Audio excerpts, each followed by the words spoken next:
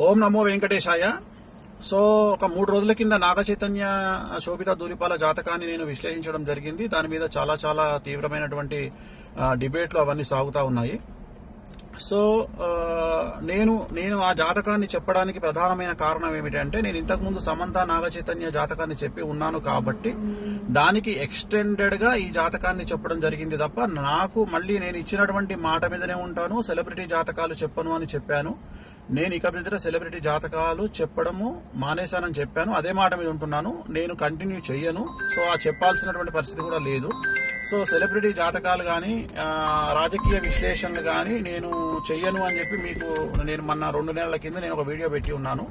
So దానికి ఎందుకు నేను చెప్పాల్సి వచ్చింది అనే క్లారిటీ ఇస్తా ఉన్నా. ఎందుకు చెప్పాల్సి వచ్చింది అంటే, దాని ఎక్స్టెండెడ్ గా నేను చెప్పడం జరిగింది. దాని ఎక్స్టెండెడ్ అంటే సమంత నాగ చైతన్య అది జరిగింది కాబట్టి నేను దాని ఎక్స్టెండెడ్ గా నేను చెప్పడం జరిగింది. సో ఇప్పుడే నాకు మంచు విష్ణు గారు మాట్లాడినారు. సో మా ప్రెసిడెంట్ మంచు విష్ణు గారు మాట్లాడినారు. నేను వారికి కూడా నేను క్లారిఫికేషన్ ఇవ్వడం జరిగింది. సో నేనేం చెప్పానంటే, ఇక మీదట నేను సెలబ్రిటీ జాతకాలు కానీ రాజకీయ జ్యోతిష్యాలు కానీ పర్సనల్ ఎవరికి సంబంధించినటువంటి వ్యక్తిగతమైనటువంటి అంటే సెలబ్రిటీ జాతకాలని విశ్లేషించేటువంటి అవకాశం లేదు. అది చెప్పను. ప్రత్యేకించి నాగ చైతన్య గారి జాతకం చెప్పడానికి కారణం ఏంది అంటే, ఓన్లీ వన్ రీజన్ ఏంటంటే, సమంత అది జరిగింది కాబట్టి దాన్ని ఎక్స్టెండెడ్ గా దీన్ని మాట్లాడినాను. అంతే తప్ప ఇక మీదట నా నుండి మీరు సెలబ్రిటీ జాతకాలు నేను చెప్పను అని చెప్పాను. అదే మాట మీద ఉంటున్నాను. సో మంచు విష్ణు గారితో కూడా ఇప్పుడే మాట్లాడినాను. మాట్లాడితే సార్ మాట్లాడినారు. సో చెప్పాను నేను ఇది పరిస్థితి అంటే, ఆయన కూడా వెరీ గుడ్ డిసిషన్ స్వామి గారు అని చెప్పారు. సో నాకు కూడా తెలుసు. కానీ ఈ ఒక్కటి చెప్పడానికి కారణం ఏంటంటే, ఆల్రెడీ జరిగింది కాబట్టి దాన్ని ఎక్స్టెండెడ్ గా ఇది మాట్లాడాను.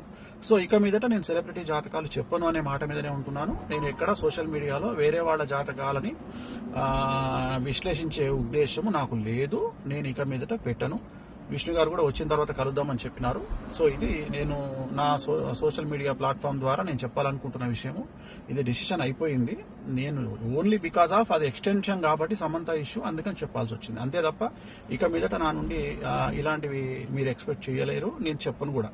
ఎలాంటి సెలబ్రిటీకి సంబంధించినటువంటి చెప్పాల్సినటువంటి పరిస్థితి నాకు లేదు. నేను చెప్పను. ఓం నమో వెంకటేశాయ.